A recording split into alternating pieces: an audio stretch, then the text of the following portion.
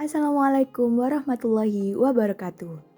Salam sejahtera bagi kita semua. Selamat pagi, Ibu dosen dan teman-teman semuanya. Hai, apa kabar kalian? Semoga kalian tetap sehat dan selalu semangat. Karena kata pepatah, tak kenal maka tak sayang, izinkan kami memperkenalkan diri terlebih dahulu. Perkenalkan, kami dari kelompok 2 yang terdiri dari saya, Vidya Rahmadini, dan rekan-rekan saya, Indica Azadirakta, Muhammad Athoillah, Nurul Jihan, Salma Nurfiana, dan Tina Saraswati. Di sini kami akan mengulas tentang pengorganisasian pesan-pesan bisnis. Yuk, simak yuk! By the way, kalian udah pada tahu belum ya, apa itu yang dinamakan dengan pengorganisasian pesan-pesan bisnis? Kalau kalian udah pada tahu, pasti gak bakalan nonton video ini. Oke, aku langsung cus ke materinya. Yang pertama, aku bahas dulu apa itu yang dinamakan dengan pengorganisasian. Pengorganisasian merupakan salah satu fungsi dari manajemen yang secara umum dapat diartikan sebagai proses kegiatan penyusunan struktur organisasi sesuai dengan tujuan-tujuan, sumber-sumber, dan lingkungannya. Setelah itu, pengertian dari pesan bisnis sendiri secara umum adalah suatu pesan atau surat yang digunakan oleh pengirim atau source untuk menyampaikan informasi yang tertulis maupun tidak tertulis dalam penyelenggaraan kegiatan bisnis yang diterima oleh orang ataupun organisasi, atau biasa disebut dengan receiver. Nah, kesimpulan dari pengorganisasian pesan-pesan bisnis adalah suatu langkah strategis bagi pencapaian tujuan suatu organisasi secara menyeluruh dan merupakan salah satu faktor penentu keberhasilan komunikasi. Nah, udah tahu kan pengertian pengorganisasian pesan-pesan bisnis sekarang? Nah, teman-teman, dalam suatu organisasi, pesan-pesan yang disampaikan oleh pimpinan kepada para bawahannya itu kadang tidak terorganisasi dengan baik, teman-teman. Hal ini menjadikan pesan-pesan yang disampaikan tidak mengenai sasaran atau hasilnya tidak sesuai dengan apa yang dikehendakinya. Mengapa hal tersebut bisa terjadi? Tidak terorganisasinya komunikasi dengan baik dapat disebabkan oleh beberapa hal. Yuk kita bahas. Yang pertama, bertele-tele. Seringkali pesan pembuka awal sebuah surat terlalu panjang hingga mencapai beberapa paragraf. Kemudian baru masuk ke topik bahasan. Dengan kata lain, pesan-pesan awal terlalu bertele-tele sehingga pembaca memerlukan waktu yang cukup lama untuk memahami maksud pesan-pesan yang disampaikan. Yang kedua adalah memasukkan bahan-bahan yang tidak relevan. Nah, adanya informasi yang tidak relevan dan tidak penting dalam pesan yang disampaikan kepada audiens. Informasi yang tidak relevan ini membuang-buang waktu, juga dapat membuat pesan-pesan yang disampaikan menjadi kabur, tidak jelas, dan sulit dipahami. Yang ketiga, menyajikan ide-ide secara tidak logis. Adanya ide-ide yang tidak logis dan tidak terkait dengan topik bahasan yang disampaikan kepada audiens. Hal ini menyebabkan ketidaklancaran komunikasi, karena audiens akan sulit memahami poin-poin penting yang disampaikan. Dan yang terakhir, informasi penting kadangkala tidak tercakup di dalam pembahasan. Apabila pesan-pesan yang tidak relevan, pesan-pesan yang tidak penting, dan pesan-pesan yang bersifat bombastis lebih dominan, ada kecenderungan poin-poin yang penting justru terlupakan dari topik pembahasan. Karena asyik membahas hal-hal yang hanya bersifat pelengkap atau pendukung saja. Poin-poin yang seharusnya memperoleh porsi bahasan lebih besar menjadi terabaikan. Nah, keempat masalah tersebut sering terjadi nih teman-teman dalam komunikasi bisnis. Oleh karena itu, hal-hal tersebut perlu memperoleh perhatian yang seksama bagi para komunikator. Baik, untuk materi selanjutnya akan dipaparkan oleh rekan saya, Indica Azadirakta. Kepadanya dipersilahkan. Hai, saya Indika Azadirakta. Di sini saya akan menjelaskan mengenai pentingnya pengorganisasian pesan yang baik. Pentingnya pengorganisasian pesan yang baik yaitu dengan mengatur ide-ide secara logis, berurutan, dan tidak bertele-tele. Serta ide yang disampaikan akan dapat memuaskan kebutuhan-kebutuhan informasi, motivasi, maupun praktis bagi para audiens. Nah, untuk dapat mengorganisasi pesan-pesan dengan baik, di sini ada beberapa hal yang perlu diperhatikan, yaitu yang pertama, subjek dan tujuan haruslah jelas. Yang kedua, semua informasi harus berhubungan dengan subjek dan tujuan. Yang ketiga adalah ide-ide harus dikelompokkan dan disajikan dengan cara yang logis. Serta yang terakhir, yaitu semua informasi yang penting harus sudah tercangkup. Nah, suatu pesan yang disusun dengan baik akan membantu audiens memahami pesan yang disampaikan, serta membantu audiens menerima pesan, menghemat waktu audiens, dan juga mempermudah pekerjaan sang komunikator. Suatu pesan yang disusun dengan baik akan membantu audiens memahami pesan yang disampaikan, membantu audiens menerima pesan, menghemat waktu audiens, dan mempermudah pekerjaan komunikator. 1. Membantu audiens memahami suatu pesan dengan mengubahkan poin-poin penting secara jelas, menyusun ide-ide secara logis dan runtut, dan memasukkan semua informasi yang relevan dalam pesan. Audiens dengan mudah akan memahami maksud atau tujuan pesan. 2. Membantu audiens menerima suatu pesan. Pengorganisasian pesan-pesan yang baik di samping membantu audiens dalam memahami maksud pesan, juga membantu audiens untuk dapat menerima isi pesan tersebut. Misalnya, seorang konsumen mengadukan masalah pembelian suatu produk kepada manajer toko, memperoleh jawaban tidak menyenangkan atau mengecewakannya, mungkin saja surat jawaban diberikan telah disusun secara logis sehingga dapat dipahami maksudnya, tetapi tidak dapat diterima oleh konsumen karena bahasa yang digunakan terlalu menusuk pada sasaran. 3. Menghemat waktu. Apabila suatu pesan tidak terorganisasi dengan baik, penyampaiannya akan menghabiskan waktu audiens. Mengapa demikian? Salah satu tujuan pengorganisasian pesan-pesan yang baik adalah menyampaikan informasi atau ide relevan saja. Dengan hanya menyampaikan informasi yang relevan, waktu audiens akan dapat dihemat. Di samping itu, audiens juga dapat dengan mudah mengikuti alur pemikiran sesuai pesan yang disampaikan, tanpa harus memeras otak dan mengerutkan dahi. 4. Mempermudah pekerjaan komunikator. Perorganisasian pesan yang baik dapat membantu pekerjaan komunikator sehingga dapat selesai lebih cepat dan hemat waktu. Hal ini merupakan faktor yang sangat penting dalam dunia bisnis agar penyelesaian pekerjaan berjalan dengan baik, cepat, dan efisien. Dengan mengetahui apa yang disampaikan dan mengetahui cara penyampaiannya, rasa percaya diri komunikator akan meningkat. Semakin tinggi rasa kepercayaan diri komunikator, semakin cepat dan efisien ia menyelesaikan pekerjaan. Pengorganisasian pesan melalui outlet. Pada dasarnya, untuk mencapai pengorganisasian yang baik diperlukan dua proses tahapan, yaitu pendefinisian dan pengembangan ide-ide dan penetapan urutan ide-ide dengan perencanaan organisasional yang terpilih secara hati-hati. 1. Mendefinisikan dan mengelompokkan ide-ide. Memutuskan apa yang harus dikatakan adalah masalah mendasar yang harus dipecahkan oleh setiap komunikator. Sebuah outline akan membantu memvisualisasikan hubungan antara bagian yang satu dengan bagian yang lain. Di samping itu, outline juga akan memberikan arahan sehingga komunikator dapat menyampaikan ide-ide dengan cara yang sistematik, efisien, dan efektif.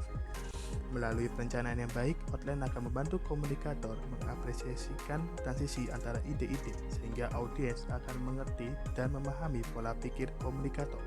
Susunan suatu outline secara garis besar dapat dibagi menjadi 3 golongan, yaitu mulailah dengan ide-ide pokok atau main idea akan membantu menetapkan tujuan strategi umum dari suatu pesan. Ide pokok tersebut dapat dirangkum ke dalam dua hal, yaitu hal-hal yang diinginkan agar dilakukan atau dipikirkan audiens dan alasan yang mendasar mengapa mereka harus melakukan atau memikirkannya. Ide pokok merupakan titik awal untuk membuat outline. Kemudian, yang selanjutnya, nyatakan poin-poin pendukung yang penting. Setelah menetapkan ide pokok pesan yang akan disampaikan, tahap kedua adalah menyusun poin-poin penting lainnya sebagai pendukung ide pokok. Yang ketiga adalah ilustrasi. Dengan bukti-bukti tahapan ketiga dalam menyusun outline adalah memberikan ilustrasi dengan mengumpulkan bukti yang berhasil dikumpulkan. Semakin banyak bukti yang dapat disajikan, semakin baik outline yang dibuat. Kemudian yang kedua adalah menentukan urutan dengan rencana organisasional. Setelah selesai mendefinisikan dan mengelola ide-ide, langkah selanjutnya adalah menentukan urutan penyampaian materi. Untuk penentuan urutan penyampaian materi, ada dua pendekatan penting yang digunakan, yaitu satu, pendekatan langsung. Pendekatan langsung disebut juga dengan istilah pendekatan deduktif, di mana ide pokok muncul di paling awal kemudian diikuti bukti pendukung. Kemudian yang kedua adalah pendekatan tidak langsung. Sering disebut juga dengan istilah pendekatan induktif, di mana bukti-bukti muncul terlebih dahulu kemudian diikuti dengan ide pokoknya. Kedua pendekatan dasar tersebut dapat diterapkan baik untuk pesan singkat seperti memo atau surat maupun pesan formal yang panjang seperti laporan, usulan, dan presentasi. Untuk menemukan pendekatan yang akan digunakan, reaksi audiens terhadap maksud atau tujuan pesan dan tipe atau jenis pesan yang akan disampaikan harus dianalisis lebih dahulu. Secara umum, pendekatan langsung cocok digunakan manakala para audiens mempunyai hasrat, tertarik, senang, atau bersikap netral terhadap pesan yang akan disampaikan. Tetapi, jika mereka menolak yang Anda sampaikan, lebih baik digunakan pendekatan tak langsung. Kesimpulannya, jika reaksi para audiens positif, gunakanlah pendekatan langsung, dan sebaliknya, jika reaksi audiens negatif, gunakan pendekatan tak langsung. Oke, jadi saya, Salma Nurfiana, akan menjelaskan tentang langkah apa saja sih untuk menentukan rencana organisasional yang paling cocok di antara berbagai model. Jadi, langkah yang pertama ada direct request. Direct request jenis atau tipe pesan bisnis yang paling umum digunakan adalah penyampaian yang langsung pada poin yang dituju. Direct request dapat berbentuk surat maupun memo. Misalnya, Anda tertarik terhadap suatu produk baru dan berkeinginan mengetahui berbagai hal yang tentang produk tersebut, seperti karakteristik, harga, cara pembayaran, dan sebagainya. Maka Anda dapat membuat surat permintaan langsung. Bila para audiens akan menjadi tertarik atau memiliki hasrat yang luar biasa, dapat digunakan permintaan langsung atau direct request. Permintaan langsung menggunakan pendekatan langsung pada poin yang dituju. Yang kedua ada pesan-pesan rutin, good news, atau goodwill. Pesan-pesan rutin, good news, atau goodwill jika memberikan informasi rutin adalah bagian dari bisnis tetap, para audiens mungkin akan menjadi netral sikapnya terhadap pesan yang diberikan. Tetapi pesan-pesan yang berisi berita baik, good news, atau berisi goodwill seperti pengumuman penurunan harga, suatu undangan, atau ucapan selamat dari teman sejawat, akan diterima dengan senang hati oleh para audiens. Dari penjelasan tersebut dapat disimpulkan bahwa untuk menyampaikan pesan-pesan jenis ini lebih cocok digunakan pendekatan langsung karena reaksi audiensnya positif. Yang ketiga ada pesan-pesan bad news. Pesan-pesan bad news jika materi yang diumumkan berisi berita buruk atau bad news seperti penolakan suatu lamaran, penolakan kredit, perampingan karyawan, penurunan pangkat, audiens pada umumnya akan kecewa atau tidak senang mendengarnya. Oleh karena itu, pendekatan yang dapat diterapkan adalah pendekatan tak langsung. Jika harus menyampaikan berita yang kurang menyenangkan atau bad news, cobalah untuk menempatkannya pada bagian pertengahan surat dan gunakanlah bahasa yang halus. Yang keempat ada pesan-pesan persuasif. Bila audiens benar-benar sangat tidak tertarik terhadap pesan-pesan yang disampaikan, maka pesan-pesan persuasif atau persuasive message dengan pendekatan tak langsung dapat digunakan. Untuk melakukan penagihan pinjaman yang digunakan adalah persuasif. Komunikator perlu membuka pikiran audiens dengan melakukan persuasif, sehingga mereka dapat memahami fakta yang ada. Baik, Selanjutnya yaitu keterampilan merevisi dalam pengorganisasian pesan-pesan bisnis. Menulis pesan-pesan bisnis yang baik diperlukan proses pemikiran, tenaga, dan waktu yang cukup. Berbahaya bila penyampaian pesan-pesan bisnis cenderung dilakukan secara asal-asalan dan ceroboh, baik dari sisi substansi, isi pesan maupun format penulisannya. Pesan-pesan bisnis diketahui mencakup pesan-pesan bisnis tertulis dan pesan-pesan bisnis yang disampaikan secara lisan. Kedua bentuk pesan-pesan tersebut memiliki persamaan dan perbedaan dari sisi format penulisan, gaya penulisan, maupun cara penyampaiannya. Yang pertama yaitu pesan-pesan bisnis tertulis. Proses penulisan pesan bisnis tertulis dimulai dari penulisan draft, kemudian dilakukan penelaah lebih lanjut dari sisi substansi maupun perorganisasiannya, gaya bahasa yang dilakukan, maupun susunan kalimat, mekanik, format, dan tata letak penulisannya. Langkah awal yang dilakukan yaitu yang pertama, mengedit isi pengorganisasian dan gaya penulisan. Pada tahap awal pengeditan, perhatikan secara seksama pesan-pesan awal yang akan disampaikan karena pesan-pesan tersebut mempunyai pengaruh besar terhadap audiens. Selain pesan-pesan awal, pesan-pesan akhir juga patut diperhatikan. Kemudian, perhatikan pembukaan surat atau memo, apakah sudah relevan, menarik, dan mengundang reaksi pembaca. Lalu, perhatikan gaya penulisannya, apakah pesan-pesan yang dibuat telah mengandung kata atau frase yang mampu menghidupkan suatu pesan sehingga semakin menarik bagi audiens. Kemudian, di saat yang sama, pastikan bahwa pesan-pesan yang disampaikan sudah jelas, tidak membingungkan, dan mudah dipahami. Selanjutnya yaitu melakukan pengeditan dari sudut mekanik atau teknis penulisan suatu pesan-pesan bisnis yang mencakup yang pertama, susunan kalimat yang digunakan sesuai atau tidak dengan kaidah kebahasaan yang ada sehingga mudah dipahami.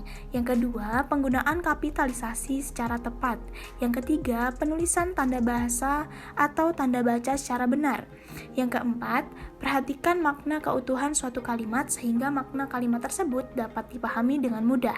Dan yang terakhir, perhatikan terjadinya pengulangan kata yang tidak tepat dalam suatu kalimat. Yang terakhir, mengedit format dan layout secara keseluruhan. Di samping melakukan penelaah terhadap tata bahasa, ejaan, kesalahan-kesalahan tulis, dan tanda baca, format penulisannya juga tidak boleh diabaikan begitu saja. Selanjutnya ada pesan-pesan bisnis lisan. Pesan bisnis lisan disampaikan dalam bentuk lisan dan memerlukan pengecekan ulang, perbaikan atau pengeditan seperlunya sehingga suatu pesan bisnis dapat dipahami dengan baik. Kegiatan pengeditan pesan bisnis lisan mencakup antara lain substansi pesan yang disampaikan, pengorganisasiannya, dan gaya bahasa yang digunakan. Yang pertama ada substansi pesan.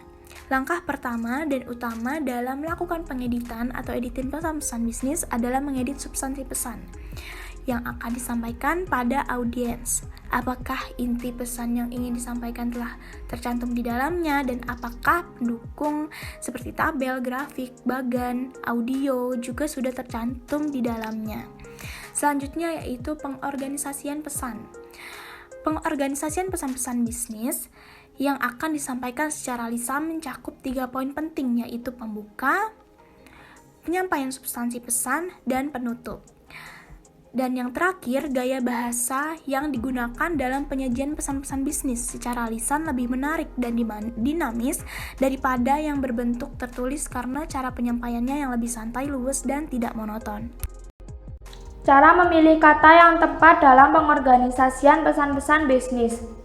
Pemilihan kata merupakan cara memilih kata-kata yang dipergunakan untuk mencurahkan ide atau pikiran ke dalam sebuah kalimat.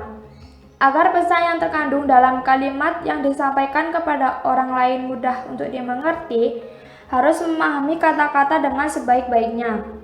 Penggunaan kata yang sama sekali tidak diketahui atau sangat asing bagi audiens bukan saja pemborosan atau pembuang-buangan waktu, tetapi yang lebih penting dari itu adalah penyampaian maksud atau tujuan komunikasi menjadi terganggu.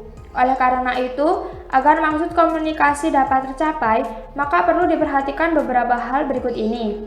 Yang pertama, pilihlah kata yang sudah familiar atau dikenal.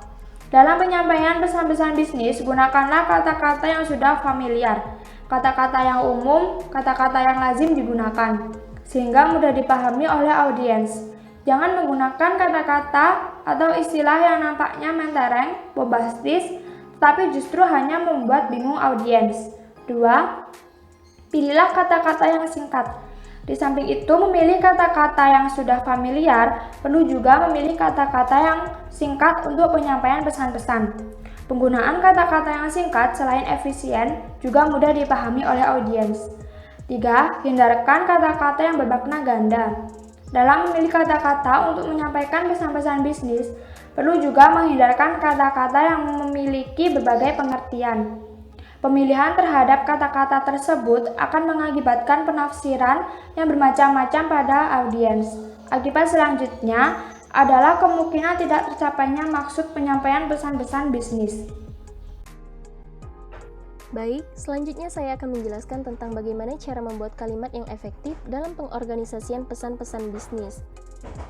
Penyusunan kalimat yang efektif akan mempermudah pembaca mengerti isi pesan. Ada 3 hal yang perlu diperhatikan untuk menyusun kalimat, yaitu kesatuan pikiran, kesatuan susunan, dan kelogisan. Untuk kalimat sendiri dibagi menjadi 3 jenis kalimat, yaitu kalimat sederhana, kalimat majemuk, dan kalimat kompleks. Kalimat sederhana merupakan kalimat yang hanya memiliki sebuah objek dan juga predikat, namun tidak menutup kemungkinan sebuah kalimat dilengkapi dengan objek, baik secara langsung maupun tidak langsung. Kalimat majemuk merupakan kalimat yang berisi 2 atau lebih klausa independen dan tidak mempunyai klausa dependen. Klausa independen sendiri merupakan klausa yang dapat berdiri dengan sendirinya atau mempunyai pengertian yang utuh. Sedangkan klausa dependen adalah kebaliknya, yaitu klausa yang tidak dapat berdiri sendiri sehingga tidak memiliki klausa yang utuh. Kalimat kompleks. Kalimat kompleks berisi sebuah klausa independen dan 1 atau lebih klausa dependen sebagai anak kalimat. Yang kedua, yaitu bagaimana cara mengembangkan paragraf yang baik dan benar. Secara umum, ada 2 pendekatan yang dapat digunakan untuk mengembangkan paragraf, yaitu pendekatan induktif dan juga pendekatan deduktif. Pendekatan yang akan Anda pilih sangat tergantung pada subjek Anda, maksud audiens, dan juga maksud dari suatu pesan. Nah, untuk membuat pesan-pesan yang baik, ada beberapa hal yang harus diperhatikan, yaitu yang pertama, ilustrasi. Untuk mengembangkan suatu paragraf, dapat digunakan suatu ilustrasi atau contoh yang dapat memberikan gambaran terhadap ide atau gagasan umum. Pemberian contoh terhadap topik bahasan yang relevan akan memberikan gambaran yang lebih jelas dan mudah dipahami oleh audiens. Perbandingan yang kedua yaitu perbandingan, persamaan dan perbedaan. Mengembangkan suatu paragraf dapat dilakukan dengan cara membandingkan persamaan atau perbedaan terhadap suatu pemikiran dengan pemikiran yang lain. Cara pengembangan yang seperti ini tentunya memerlukan wawasan berpikir yang luas bagi penyampaian pesan-pesan bisnis. Yang ketiga yaitu pembahasan sebab akibat.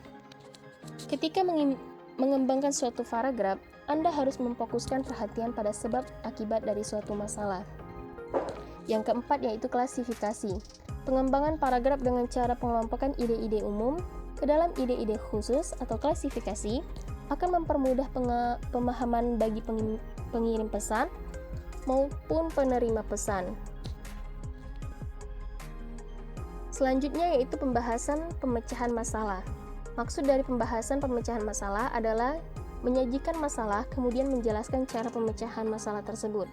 Cara ini mampu memberikan latihan analitis yang sangat diperlukan bagi seorang dalam pengambilan keputusan-keputusan penting bagi suatu organisasi. Yang terakhir yaitu menulis ulang pesan. Setelah penulisan ulang dilakukan dengan baik, dokumen bisnis kemungkinan akan menjadi berjumlah separuh dari rencana semula. Dokumen yang ditulis ulang umumnya lebih ringkas, mantap, dan kuat. Namun, perhatian dan waktu yang digunakan untuk melakukan perbaikan kata dan kalimat hendaknya disesuaikan dengan batasan waktu yang telah ditentukan. Ketika Anda menulis ulang, perhatian ditunjukkan pada setiap kata yang memberikan kontribusi pada kalimat yang efektif dan pengembangan kalimat agar menjadi paragraf yang bertalian secara logis. Banyak dokumen bisnis yang membengkak karena penggunaan kata-kata dan ungkapan yang tidak perlu. Bagian-bagian yang mengganggu sebaiknya dihilangkan atau dihapus. Tentunya setelah terlebih dahulu menyimpan arsip versi sebelumnya. Setelah penulisan ulang dilakukan dengan baik, dokumen bisnis kemungkinan akan menjadi berjumlah separuh dari rencana semula. Dokumen menjadi lebih ringkas, mantap, dan juga kuat. Yang ketiga yaitu cara untuk memproduksi pesan.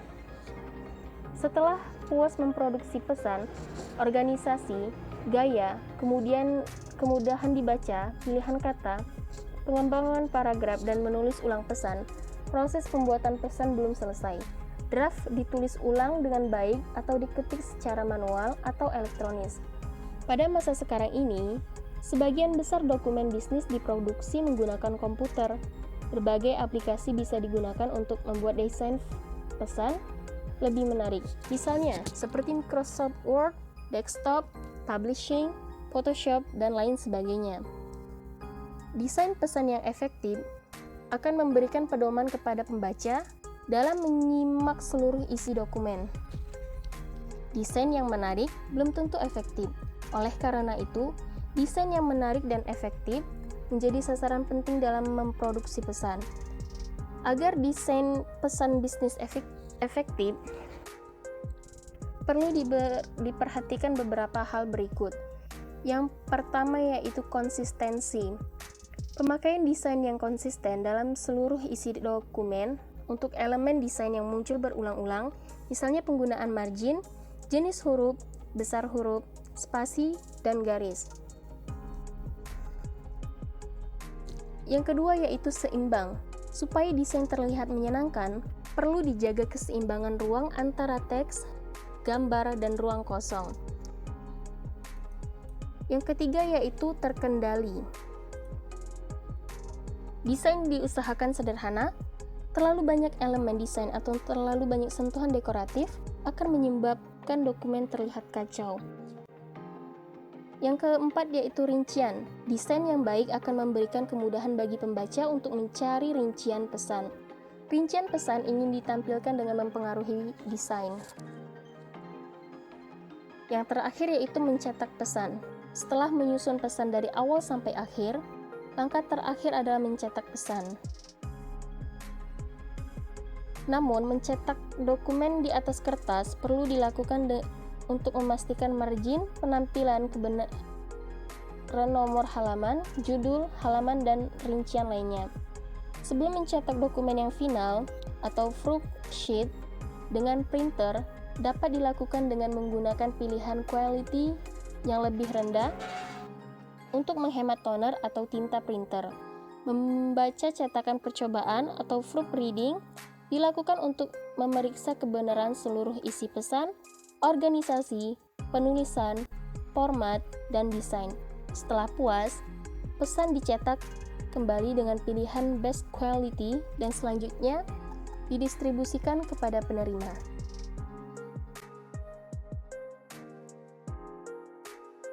Baiklah teman-teman semuanya, demikianlah pemaparan materi pada hari ini tentang pengorganisasian pesan-pesan bisnis.